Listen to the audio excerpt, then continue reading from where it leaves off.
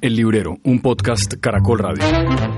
Soy Jorge Espinosa y esta vez un capítulo especial con los premios Nobel de Literatura que se han entregado, dos el mismo año por cuenta de lo que ocurrió el año pasado. Se guardó el del 2018 y el del 2019. Visitamos la librería de Mauricio para reconocer que conocemos muy poco a los dos autores y que habrá que tratar de leerlos una vez lleguen los libros editados a Colombia. De la escritora, de la polaca, no hay nada en librerías, salvo que uno haga el ejercicio de ir a mirar en librerías de libros antiguos, clásicos y usados, en los que probablemente puede haber algo de la escritora polaca. Del escritor que ha ganado hay algo más en librerías, entre otras porque además en sus guiones de películas para Wim Wenders, él se ha hecho tal vez más famoso mundialmente de lo que se hizo famosa escribiendo, hasta ahora que le entregan el Nobel, la polaca. Vamos a conversar con Mauricio hoy de libros de Nobel de Literatura y también de otras novedades editoriales, alguna por ahí de un venezolano, Alberto Borrera Tisca, que ha llegado ya a las librerías en Colombia y que es un gran escritor. Bienvenidos.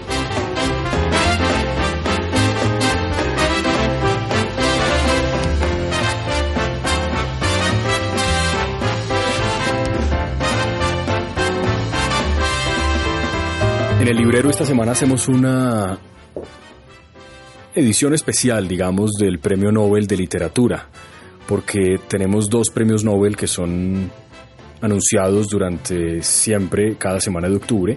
Lo que ocurrió el año pasado es que no se pudo anunciar por unas acusaciones de acoso y abuso sexual contra uno de los miembros de la academia. Después de muchas peleas internas, ellos decidieron cancelar el Nobel del año pasado, aplazarlo para este año y también hacer unos cambios en la manera como se seleccionan los premios Nobel.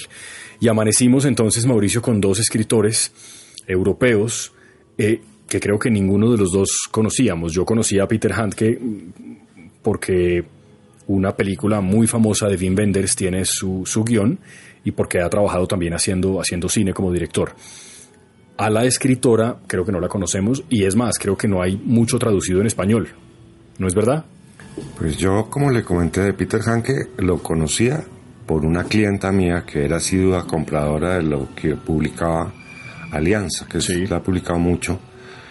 Pero le estoy hablando de cuando esta librería estaba en la calle 96, o sea, hace 10 años. Siempre me llamó la atención, nunca lo he leído. Y lo desconozco absolutamente. Y a la señora, cuyo apellido ni siquiera sé pronunciar, sí, doña Olga, no he leído nada, absolutamente nada de ella. Entonces, en materia de premios Nobel para este año, me toca cerrar el pico. Sí, me pasa lo mismo, pero lo que sí puedo hacer es leerle algo que me han escrito un crítico de cine, Juan Carlos González, que dirige además con mucho mérito la revista Kinetoscopio en Medellín, y que tiene un cineclub cada jueves en el que los estudiantes y la gente interesada va a ver cine y hablar de cine. Y él fue el que me mencionó a Handke como director y me recordó la película del Ángel de Berlín, que es una película de Wim Wenders que tiene, como digo, el guión de Handke. Voy a leerle el texto que él me ha enviado, porque me parece que aclara mucho sobre todo de ese aspecto de Handke. Y el texto dice esto: el dramaturgo, novelista, poeta, ensayista, traductor, guionista, director de cine austriaco Peter Handke ha sido galardonado hoy con el Premio Nobel de Literatura por un trabajo influyente que con inventiva lingüística ha explorado las periferias y la especificidad de la experiencia humana. Handke ha dirigido 3 películas: La mujer zurda, del 78, La ausencia, del 92, y en su asociación como guionista con Wim Wenders, la que lo hizo popular en el ámbito cinematográfico. Hizo para él los guiones de El miedo del portero ante el penalti, Falso movimiento y El cielo sobre Berlín. Además, Wenders con Los hermosos días de Aranjuez adaptó al cine una de las obras teatrales de Handke. Y después pone un link en el que recuerda en su página tiempodecine.co algunas de las obras de Handke. Usted hizo el ejercicio en su prólogo, Mauricio, de poner en un pequeño estante los libros de los que cada año van sonando para premio Nobel. Entonces está Murakami, al que creo que no se lo van a dar nunca. Me temo mucho que no. No, sí, me temo lo mismo. No es que lo necesite Murakami, ¿no? No creo. Ismail Kadaré, que no lo he leído, Crónica de Piedra. Javier Marías, que hace mucho rato no lo ganó en español, ¿no es verdad? Sí, yo creo que el último fue Cela. De pronto Camilo José Cela, sí, hace ya muchos años. Cartarescu, del que no hemos hablado en el podcast, o tal vez sí lo recomendamos en alguna ocasión. Adonis, que entiendo que es un poeta sirio, ¿no? Es un poeta sirio. Yo soy muy mal lector de poesía, pero muy malo. Y la poesía de él me ha encantado. Bien. Entonces, Adonis tiene cosas publicadas al español, como tiene una obra extensa publicada. Yo he conseguido varias cositas de él. Esto es de Nórdica. Y tengo en otras editoriales, no aquí en las librerías, sino que he comprado, me han traído porque me gusta mucho. A mí me lo recomendaron hace muchos años, inclusive. Yo antes tenía una polla con Antonio García y con Ricardo Silva de quién se iba a ganar el Nobel. Sí. Polla que nunca le dimos. No, es muy difícil. Y siempre yo ponía a Adonis. Y lo sigo poniendo, pero no parece que tampoco se va a ganar el Nobel. Adonis además es un actor, digamos, político en cierto sentido, porque Adonis ha hecho muchas críticas al Islam radical, sobre todo, y le parece que algo está fundamentalmente mal con el Islam, pero bueno, eso puede ser otra conversación. Yo tengo un libro de ese escritor africano que está ahí, que era uno de mis candidatos, que se llama Ngugi wa Thiong'o. Sí, y el libro incluso dice el gran candidato africano al premio Nobel, porque desde que se lo entregaron a Leclésio, que es de Islas Mauricio, aunque él escribe en francés, y a Coetzee, favorito de los dos, no lo ha vuelto a ganar un africano. Este es El río que nos separa. Tal vez su novela más famosa es una novela política sobre la historia de su país, que creo que no está traducida al español, o si está es difícil de conseguir. Yo la tengo en inglés.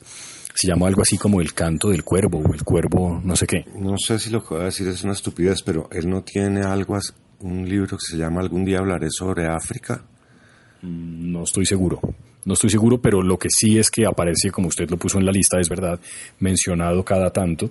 Me sorprende encontrar que en la librería tenga usted un libro de él en español, porque no es muy frecuente. Yo he buscado libros en español de Ngugi wa Thiong'o y es muy difícil. Sí, es cierto.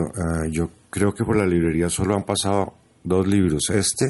Y creo, pero no sé, porque ya mi memoria a veces se tropieza. Algún día escribiré sobre África, porque me da la impresión de que es un tipo como Naipaul, que escribe con mucha rabia desde adentro, y eso se siente en sus lecturas, ¿no? Sí. Yo de él no he leído nada, he leído entrevistas que le han hecho, y me ha llamado la atención, nunca lo he leído, como creo que casi ninguno de los que hay ahí he leído. Bueno, Margaret Atwood, que también sonaba. Margaret Atwood sí la he leído, obviamente. Anne Carson, que es la poeta canadiense. ¿Qué tal? Como le digo, yo soy tan mal lector de poesía. Y nos acaba de llegar. Curiosamente, ni siquiera en el pedido que yo le hice a Random House lo seleccioné yo, lo seleccionó mi hijo. Y me dijo que valía la pena. Están los de Hanke ahí. Sí, que hay 2, ¿no? Hay 2. Lo de Marisé Condé, que no lo he leído, me han hablado muy bien de ella. A Krasznahorkai sí lo he leído. A Cartarescu obviamente todo el mundo lo ha leído. ¿Qué es Melancolía de la Resistencia? Ese escritor, por el nombre, sospecho que es checo. A ver. Centroeuropeo, lo llamo yo ahora. Sí, centroeuropeo. Porque mi geografía es de la época del colegio, entonces ya se me confundió un poco la nueva geografía. La época del colegio quiere decir usted, claro. O sea, ¿preguerra mundial o qué? Bueno, no tanto. Bueno. Pero sí, estos escritores de acantilado que están publicados en esa editorial, muchos de ellos son escritores que desconocemos. En realidad yo quería empezar el podcast de Bono con algo distinto. Y es con esto, ¿para qué sirve un Nobel de literatura? O sea, ¿tiene alguna importancia? Bueno, yo creo que sí la tiene. Sin embargo, alguien me decía esta semana cuando le pregunté, ¿y quién se va a ganar al Nobel? Y dijo, esto ya está muy devaluado, ¿qué importa? Sí. Un buen lector, me imagino que contestó eso. Un muy buen lector, claro. Sí. Pero no, yo creo que sí, porque hay gente desconocida que se hace pública a través del premio Nobel. Yo sí creo que tiene cierta importancia, pues que la Academia Sueca lo reconozca a uno como un gran escritor por su conjunto, por su obra, que la gente lo empiece a leer, lo empiece a conocer, que se vean otros mundos a través de los ojos de esos Nobel, me parece importante. Sí. Y por ejemplo a Hanke Yo estaba hablando esta mañana con Alianza, que es la que más títulos de Hanke tiene, y me dijeron, no tenemos nada y no lo trajimos porque hace años no se mueve. No se mueve quiere decir que no hay rotación del producto, en términos de distribuidor. O sea, que no se vende, sí. No se vende. Yo eventualmente, como le digo, he vendido Hanke. Tenía esta señora que era furibunda, lectora de Hanke, pero pues aquí hay 2 cositas, no más.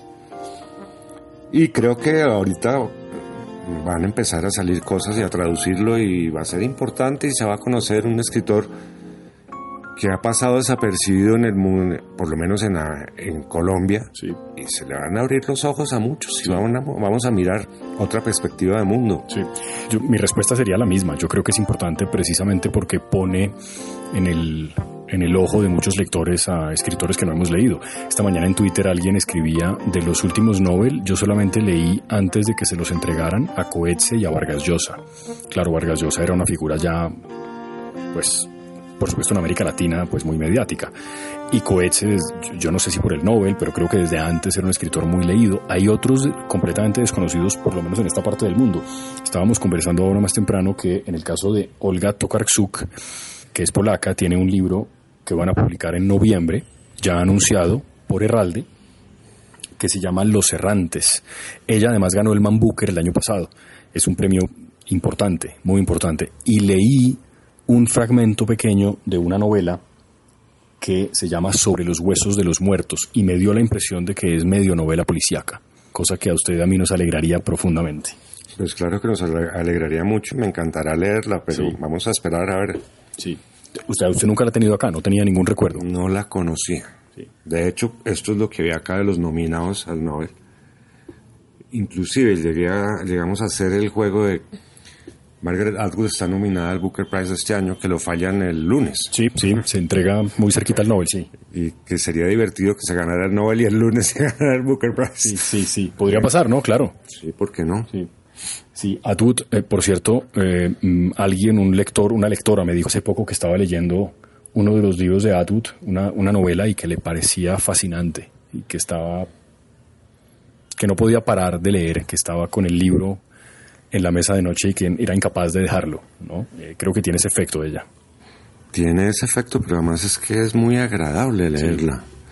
Tiene un ritmo y una musicalidad que lo enganchan a uno y lo meten en el cuento, así sean historias sórdidas como el cuento de la criada, ¿no? Que eso es absolutamente sórdido.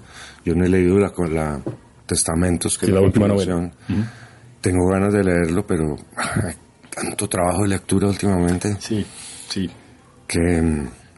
Pero sí tengo muchas ganas de leerla porque es muy agradable de leer. No sé el señor Hanke qué tan agradable sea de leer. Esta señora que le cuento que me compraba todo lo que se publicaba de Hanke, le parecía maravilloso, pero... Le propongo, porque claro, un poco empezamos reconociendo que no conocemos mucho de estos autores, pero sí han llegado últimamente a la librería, Mauricio, algunos otros libros de autores que hemos mencionado acá. Bueno, hombre, sobra decir que ya está también en librerías Tiempos Recios, la novela de Vargas Llosa, que a mí desde el principio, por las reseñas que leí sobre ella, me parecía, o tenía la esperanza de que se pareciera en algo, en su calidad, a La Fiesta del Chivo, que a mí es una novela que me gusta mucho, y es una novela relativamente tardía también de Vargas Llosa, no es una novela de las primeras, ¿no? Como Conversación en la Catedral o La Ciudad de los Perros, que son las primeras novelas de él.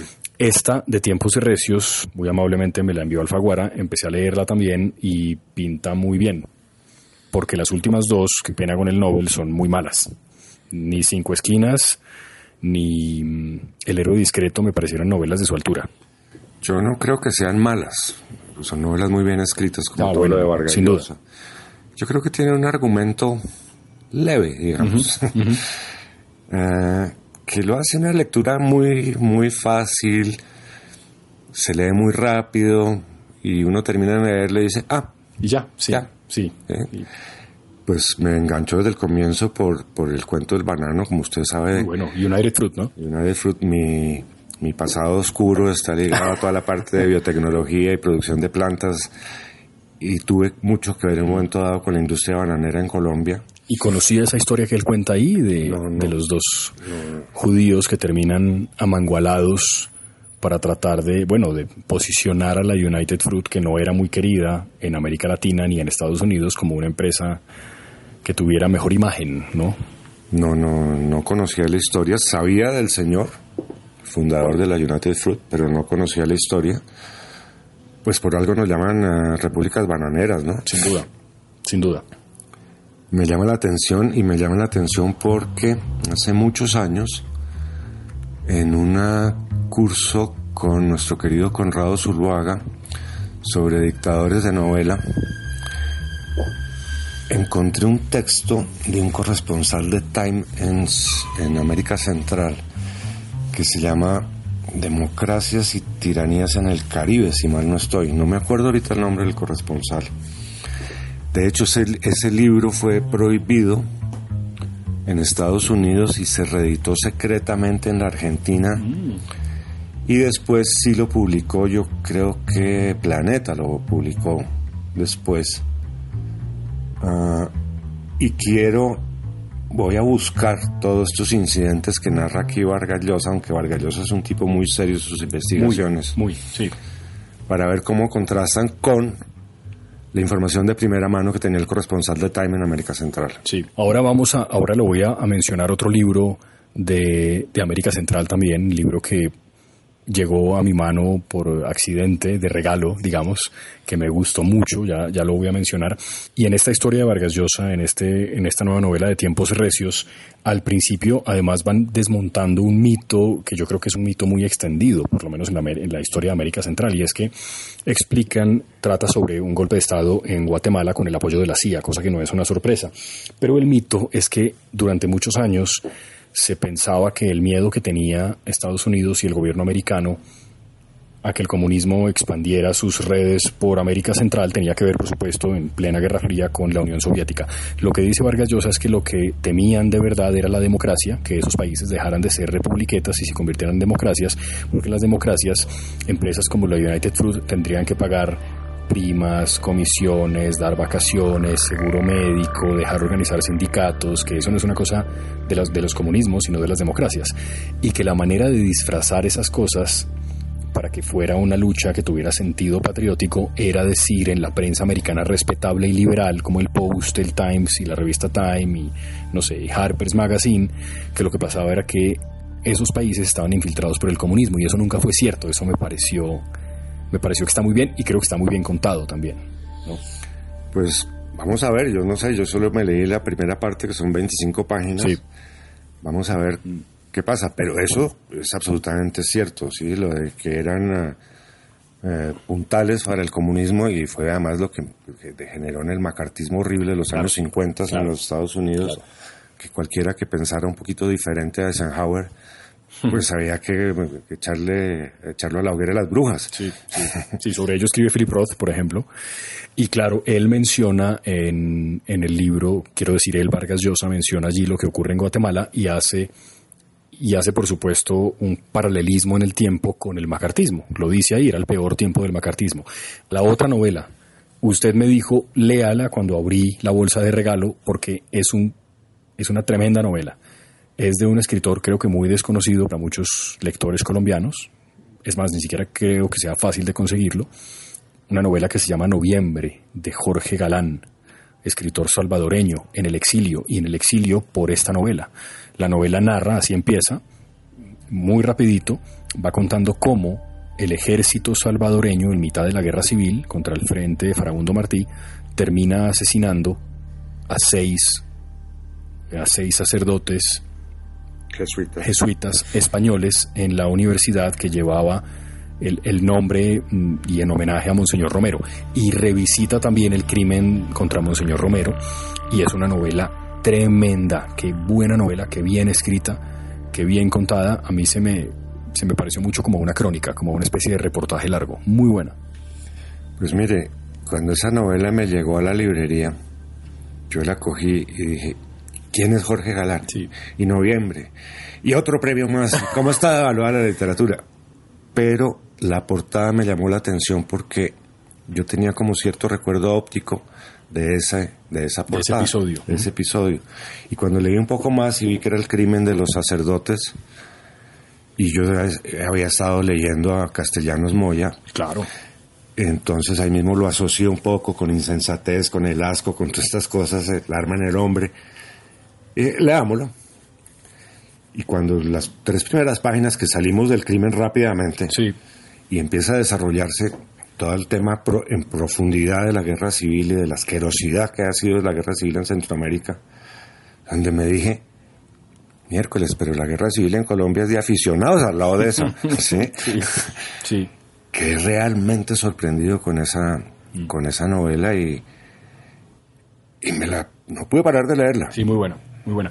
Y hay un, incluso para agnósticos o ateos, hay un fragmento de la novela que a mí me sorprendió, y es que él va contando en algún momento cómo era el ambiente político y social, pero también el ambiente del día, el día que matan a Monseñor Romero, un tiro en el corazón cuando está en medio de una homilía, de una misa.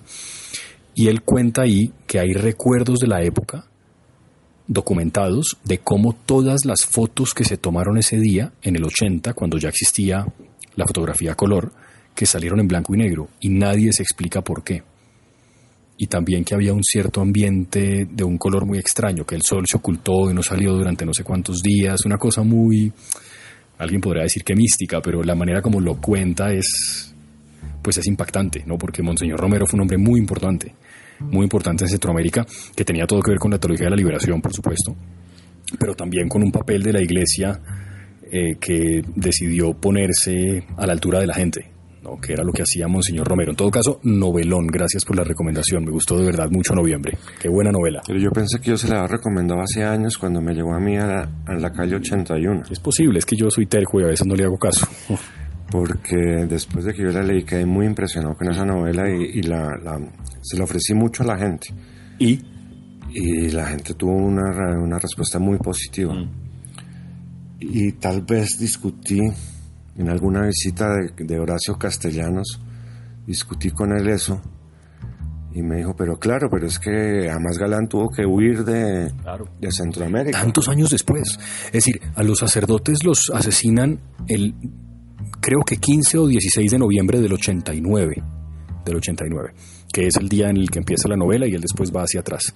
O sea, casi 30 años después, la publicó en el 2015, 2016, o sea, como 25 años después, todavía está amenazado por señalar a quienes fueron verdaderamente responsables del crimen. Increíble, en eso se parece mucho a Colombia, eso. Pero es que los responsables del crimen están tomando café en cualquier cafetería y no han pasado ni cerquita a la cárcel, ni siquiera de visita. Nada, el único juicio fue contra los autores materiales, contra quienes dispararon, que por supuesto eran soldados que no tenían una posibilidad. Bueno, seguramente sí, pero en las circunstancias era difícil decir que no a una orden.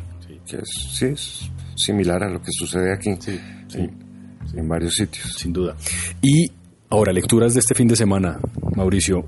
Obviamente, Mario Vargas Llosa, Tiempos Recios. Yo tengo muchas ganas de leer a la Nobel, sobre todo si escribe novela policíaca. Vamos a ver qué se puede encontrar.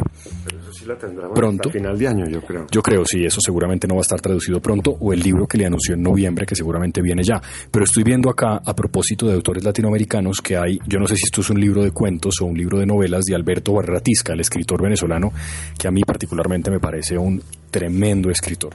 Sí. La enfermedad, que es la otra novela que tiene, es estremecedora. Tiene varias más, porque también tiene... La enfermedad no es la de la televisión, ¿no? No, la enfermedad es una novela en la que cuenta la historia de un médico cuyo padre tal vez está enfermo de cáncer, un cáncer que es terminal, y cómo ese médico sabe todo lo que va pasando en el cuerpo de su papá y cómo se enfrenta a tener que explicarle lo que le va a pasar poco a poco. A mí me pareció impactante esa novela de Alberto Barrera Tisca, que por supuesto no puede vivir en Venezuela, vive en México. Sí, yo recuerdo, él presentó en prólogo la de la televisión. Claro, porque él fue guionista, él empezó siendo guionista de novelas de televisión, ese es su trabajo, bueno, era su trabajo hasta antes de salir de Venezuela, y desde entonces se dedica a la ficción. Tiene un libro también sobre Hugo Chávez, que se llama Hugo Chávez sin uniforme, escrito en compañía de otra colega, de otra periodista venezolana. El libro estuvo aquí hace un tiempo. Yo llegué a Barrera Tisca realmente por nuestro amigo Sergio Dávar.